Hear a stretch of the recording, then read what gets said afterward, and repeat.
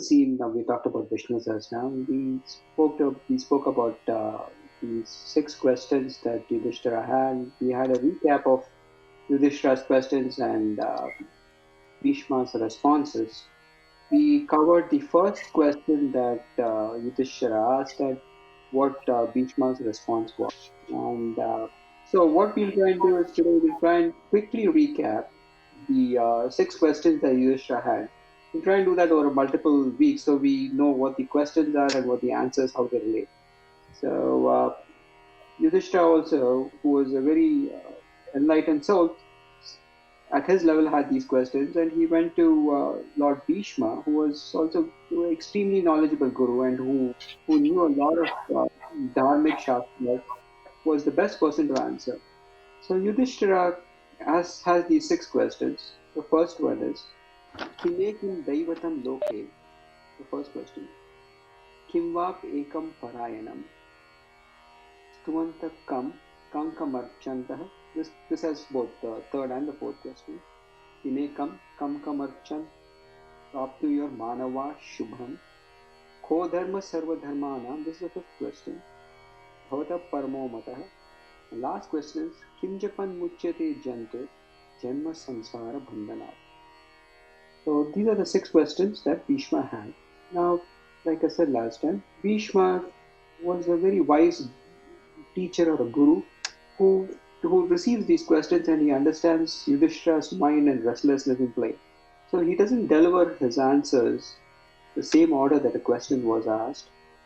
He answers according to what he knows that Yudhishthira is being bothered or bothered the most about. In our context, what we're trying to do is we are going to try and answer in that order that Yudhishthira asked.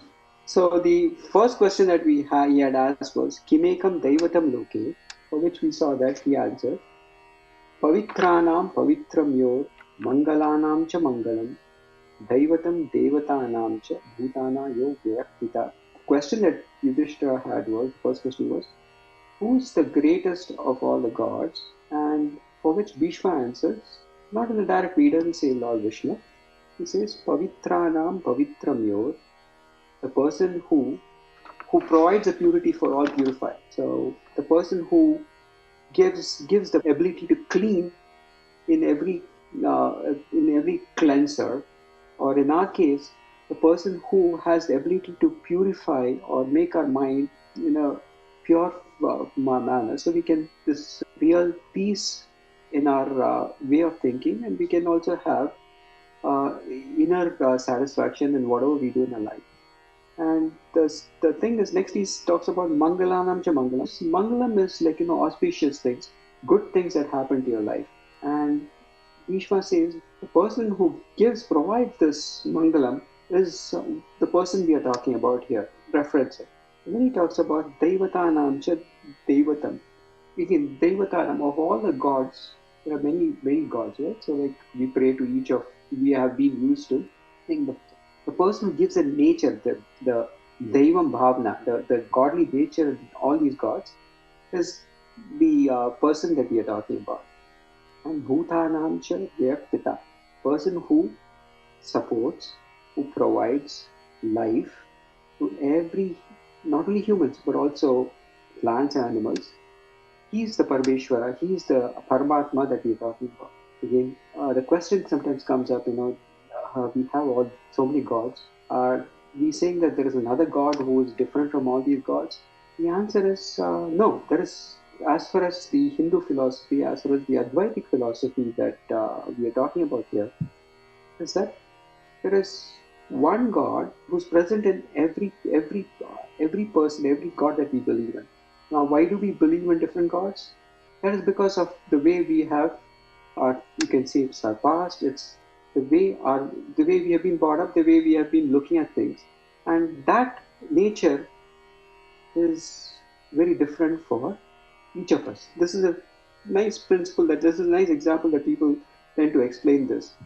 You have electric current that passes through different devices.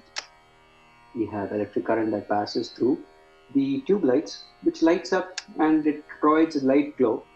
So the same electric current passes through a fan, and the fan is not lighting up, but it does a different function. Now, in similar manner, this omnipresent God, the supreme being, this Paramatma, is present in every person. So when you pray to Lord Ganesha, or when you pray to, let's say, Lord Hanuman, it is not very different because the godly nature, the innermost, the godly bhavana is similar to everybody. So that's the premises of the Advaitic philosophy, is that it goes to that extent that not only the godly nature exists in God, but the divinity exists in each of us. So it comes to the point that we talk about God is not only present in the deities that we look at, but also he's present in every human, every animal, every plant, every living thing that is around us. In fact, it is there in every living and non-living thing. So that's really what comes down to, right? So that's the way he answers the first question. Kimekam Daivatam Loke. Okay, God is there everywhere. The God that we're talking about is the God who gives the innate nature in everything. And the second question we have is Kimva Pekam Parayanam. I have this greatest God that you're told about. How do I attain him? Or what happens to us? We go through all these, like I said, Hindu philosophy has this birth, rebirth cycles, right? Birth by itself, we go through pleasure and pain in a mixed order according to the way, like I said, based on our previous karma. Our karma is again what we did, what actions we took, what we face right now is the good things and the bad things, which is called as punyam and pavam. And this karma is a cycle that we go through these things. And Yudhishthira here is asking us that, how do I, at what point of time do we get out of these things? What is our terminus? What is the end to all this?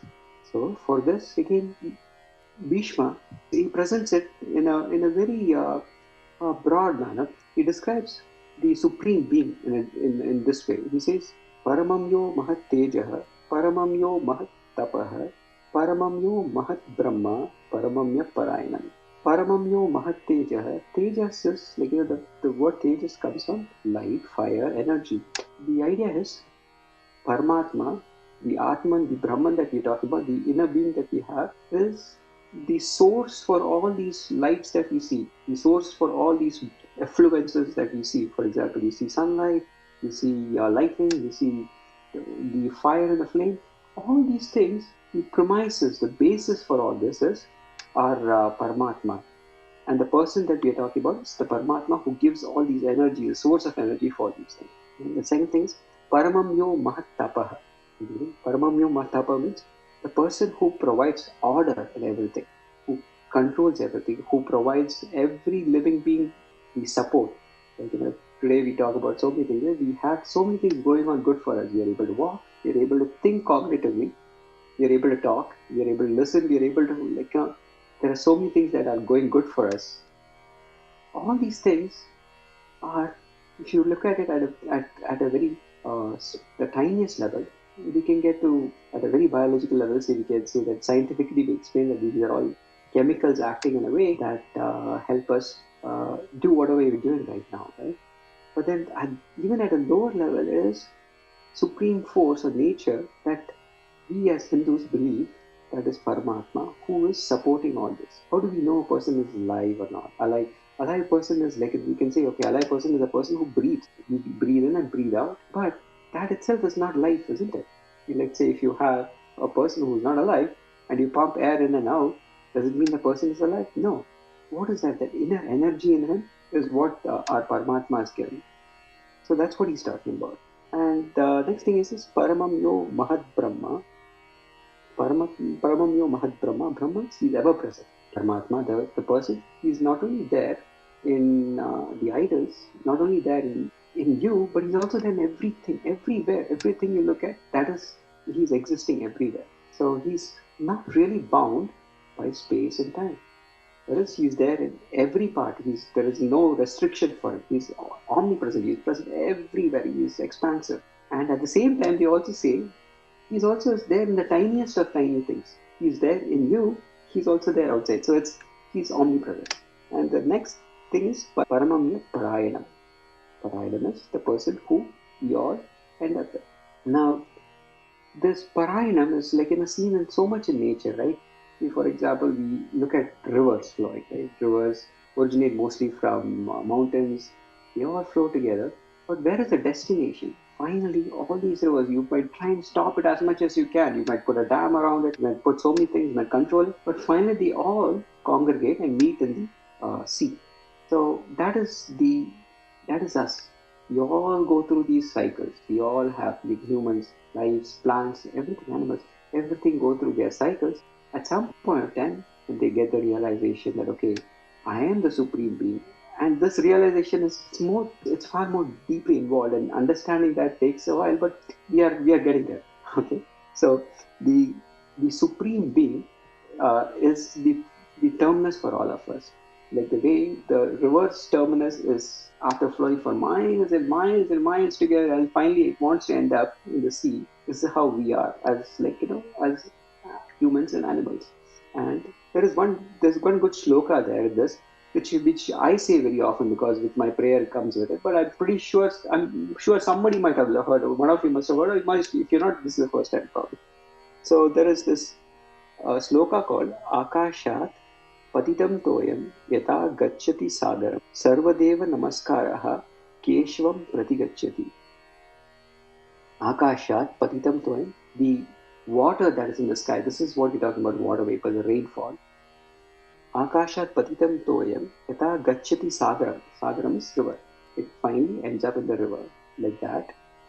Sarvadeva Namaskaraha Keshavam Pratigacchati. We might pray to in different lords. Sarva Deva Namaskara. We might do our worship to different lords and gods.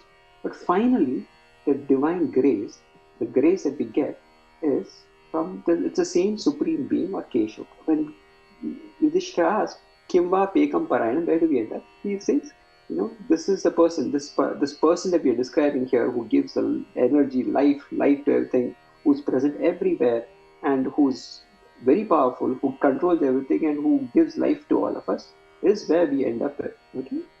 So that is a response for his second question. The third and fourth question, which I can answer together, Stuvantakam Kankamarchantah Prapnir Manava Shubha. How do I worship this Supreme Lord, this omnipresence, this Paramatma, this Brahman that we're talking about? How do I worship? How do I devote myself? How do I do this in a very effective way so that I can attain my salvation and moksha? So that was his third and fourth question, for which Bhishma answers in a very nice way. He says, Tameva charchayan nityam bhaktya purushavavyayam dhyayam stuvannamasyamscha yajamanas tameva cha. Here, the thing is, if I had said in the right order, the way Bhishma answered, you really answered Yudhishthira, rather than going through the Yudhishthira's order of questions. He talks about Anantam Purushottamam. Anantam Purushottamam is a person who was not bound by space and time, who is present everywhere. Here he says, Tameva Charchayam. Tameva Cha means this person that we are talking about, this Anantam Purushottam, this infinite person, is a person Archanayam. Archanayam means Archana. Tameva Charchayam Nityam Bhaktya Purushovya. This person is whom we need to worship, Archana. The question will be, how often? Do we do it once in a week, once in a day? So this is Nityam. Tameva Charchayam Nityam. Nityam is, general language, Nityam is like, daily, right? Every time. But in Sanskrit, again, the word Nityam is every second, every moment of your life. That's the ideal that Bhishma is presenting to Yudhishthira here. This infinite, supreme Paramatma who is present everywhere is the person that you need to worship. And how often you need to do it? You need to do it every time. So that's his ideals, Bhishma's ideals. And the question is, how do I do it? He says, again, the next word he says, Bhaktya. Bhaktya means Bhakti. Bhakti is like the devotion, that passion, that intensity. There are so many things that we are passionate about. When we have that passion, we tend to do very well in that, right? So that's exactly what he's presenting here. He's saying, Bhaktya is Bhakti. Do it with full Bhakti, full devotion. Dhyayam stuvannamasyamscha yajamanas tamevacha. Again, Dhyayam is the meditation, that attention, that ability. See, when we try and sit and do some meditation, our mind wanders. We start thinking about so many things, right? When I sit for meditation, suddenly I get a text from somebody. I said, okay, should I look at this text? Who's this text? Is it going to be important? Or if my phone rings, I think that, okay, something very important, somebody from India wants to try and reach me, my mind is perturbed. And it's okay. And this is where we are getting, when we chant Vishnu Sahasranama, my mind will slowly start settling down. It will become calmer. It will be able to handle these distractions in a very effective way. So here again he says, Dhyayam, pay full attention, be with full meditation. Your mind should be completely in this thought of worshipping or chanting your mantras and in praise of this Lord. Dhyayam stuvan namasyamsya. Namasyamsya means with Namasyam is namaskar. Namaskar is like to praise or to pray, and to worship is yajamana. So he says, with full meditation and full thoughts, you should meditate to this Lord. Okay? When I say Lord again, don't think about this as a person. The idea is that is the Vedas explains this as not as a physical person who can be defined by guna or by nature, by property, but there's no feature to it. But this is a supreme being who doesn't have physical attributes, but who's omnipresent, who is there in us, who's there in everything. And we are, when we realize that, we are no different from that. That is the self-realization. That is the ultimate goal for all of us. That's what the Veda prescribes there. Okay, and like I said, Vishnu Sahasranam is a lot of Vedic principles in essence.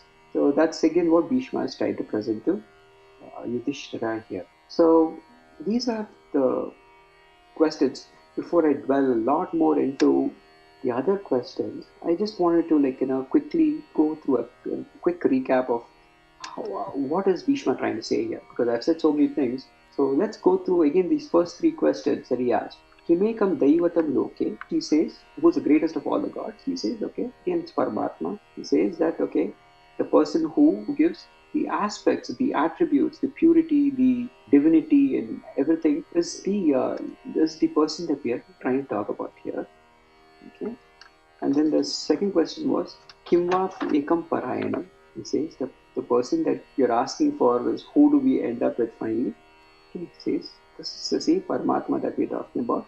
This person who is not bound by space and time, who provides the basic life support for all of us, who's a person who gives the energy for all of us, who's present everywhere. Third question was, and third and fourth question actually is, Stuvanta kam archanta prapnuyar manava shivam. How do I worship? You worship with complete attention. And how often do you worship? Every time, all the time, as far as possible. And how do you worship? With full bhakti, with full devotion. And the other questions I will cover sometime later, because I don't want to put too many questions and answers in one session. So now the rest part of it, I'm just going to talk about one nice instance that I came across, and this is from recent past. It's a nice charitram or a story which will help us understand about this Bhuta Rakshanam. That is protecting plants, animals, having compassion, having love. I don't know if you know, most of you might be knowing, and there is this Kamoti, this is Kamchi Kamakshi temples, and there is this Kanchipuram is where Shankaracharya Peetham exists, right? So especially during 80s, 90s, 1990s, 1880s, there used to be the sage of Kanchi, who was called Chandrasekhar Saraswati. Affectionately, we call it Mahaperiva. Maha means great. Periva in Tamil is a person who's old, but not old in that old senile context, but old as in in a very knowledgeable, respectful, who has the worldly experience in a very respectful way. So this Mahaperiva was a person, and he had a lot of scholars around him. And there was this person from Australia, young boy from Australia, who was doing his research on, I believe he was doing something related to spiritualities, philosophies of humans and nature of humans. So he had a very basic question for Mahaperiva. The person here, what he wanted to know was, what is the purpose of being born as a man? Okay, like how Yudhishthira had these questions, he's having a question something similar, where he's saying what is his purpose in life? Why is a man born? And what is this purpose in life? What is our purpose in life? Why are we born here like this? So that's one of the things he asks. So Mahaperiva looks at him and says, okay, you have come from Australia, I'm pretty sure you must have asked many people about this. Why do you come to me? Like, what's your, have you gone to a different scholars? First of all, that's the first question he asked. So yeah, I've been to many people. Then why are you coming to me? He says, I'm not very satisfied with the way they answer. So Mahaperiva says, okay, if you're not satisfied with so many scholars, why do you think you're going to be satisfied with what I answer? Why do you come? What's your purpose? The boy is very frank. He says, yeah, I don't know. I, I don't know whether if whatever you answer will be satisfactory to me, but it's up to you. If you can convince me that, like, if you can convince me that answer, then I'll be satisfied and maybe I'll be happy about it. So Periva smiles and says, okay, you know what? He has the scholars around him. These are all learned people, and they were there to sometimes answer questions which were posed to Mahaperiva. Mahaperiva would be delegate these things to his other scholars around him. So this is a very nice question actually. It's not a very simple question. It's a very nice, deep question. And Mahaperiva acknowledges that and he says, okay. And all these scholars also, right? They also acknowledge, they also know it's a very nice, good question. What they want is they want Mahaperiva to answer because they feel that this is a question that if he answers, it will be the best answer. So, but still Mahaperiva says, he asks his scholars, why don't you guys try it out? They all say like, no, please, this is a good question that he has asked. We would love to hear from you because this is the purpose of man and why is he born? Why is he there is something that is good to hear from you. Then Mahaperiva says, what? Do we know where this question can be answered? He asked these scholars. He said, no, we don't know. If we knew that, we would have answered by now. He says, okay, you know what you're going to do? He asked one of those guys. He says, go to the room. There is Srimad Bhagavatam. These are books. There are books related to Lord Vishnu and his. It's called Srimad Bhagavatam. He says, skanda, the book, like there are different levels of books. He says, pick up the seventh skanda, look at the sixth adhyayam. Adhyayam is chapter. So the seventh book, sixth chapter, there are 3 slokas, 24, 25 and 26. Look at that. The answer is there. So they quickly go to that place, they pick it up, they pick up the book and they bring the book to Mahaperiva. And Mahaperiva tells one of the scholars, read it. What it is saying. This person reads. The Sanskrit sloka there is Tasmat Sarveshu Bhuteshu Kuruttaha. Again, what this really means is that Tasmat Sarveshu Bhuteshu Dayam Karutva. So this is basically the Prahalad Charitra. Now, Mahaperiva had a very strong bond affection for this Prahalad. Prahalad was a sacred for the king of this demon, Hiranyakashipu. Prahalad went through a lot of suffering, but still he had this. What Mahaperiva liked was his immense devotion to his father, despite his father putting him through cruel atrocities. This is so different. The fatherly nature here is lost.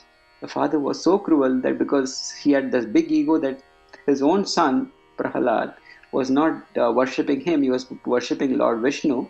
He was very upset about it. So he tried different things to get rid of Prahalad. He tried to throw him into fire, he tried to throw him into cliff, he tried to poison him with a snake. So many things he did, but his intense devotion to Lord Vishnu was so powerful that he survived all this. So at some point of time, even Hiranyakashipu, his father, called his Vedic teachers and his gurus, and he said, do chant this powerful mantra that will destroy my son Prahalad. They did that. But the thing about this mantra is that if the mantra will work, if it works, it is 100% sure to work. It'll whatever bad effect you'll have. These are black magic, they call it, right? Something similar. So it'll have this effect, but for some reason, let's say if it doesn't affect that person, it's not something that's going to stay. It'll recoil and come back to you. So all these Vedic priests, they were not willing to do that, but they were said, okay, Hiranyakashipu said, you have to do this black magic on my son Prahalada. So they did that, but his devotion again to Lord Vishnu was so powerful that this thing bounced back, and it started affecting the people who were ordered to do this. And at that point of time, Prahalada was so compassionate. He cried to Lord Vishnu. He said, Lord Vishnu, they were not doing it out of their own volition. They did that because my father, he said that. So you have to definitely protect these people. See, look at the level of compassion. These people are trying to kill you. They are trying to destroy you, but still, you don't want them to be affected by it. that intensity of compassion and love for somebody else, that is what moves everybody in here. The Mahaparivar says, okay, he explains that to this Australian boy, and one of the things happens is like, when he's explaining this compassion and love, and the real love, true love for everybody, every human. He says that, okay, not only was Prahalad talk principle applying for, like, just a human to human, but also every plant, every insect, every small thing. That compassion for everybody, the love for everybody is what is so important. And explaining all this, then he said, okay, he told one of the scholars, you know what, I've spoken all in Tamil, now why don't you tell him in English, translated. This Australian boy was full of teary eyed, like, and he heard this speech from Mahaparivar. He was so moved. He said, please don't interpret. Love, compassion transcends. Nobody has to tell me in different language, and I understand by the way you said it, that itself was good enough for me. It shows that when you have that real love, unconditional love and compassion for others, nothing that is seems to be the real purpose of man, which we as humans can show it, and many animals or many insects cannot show. So that is the real purpose that we are talking about here. And again, I want to quickly conclude by chanting these Vishnu Sahasranam, that prayers that we do on a daily basis, or as far as possible. Like, it'll purify mind. It'll produce this real love and compassion in our own hearts. Something that will be very valuable, which is one of those things that we are really here for.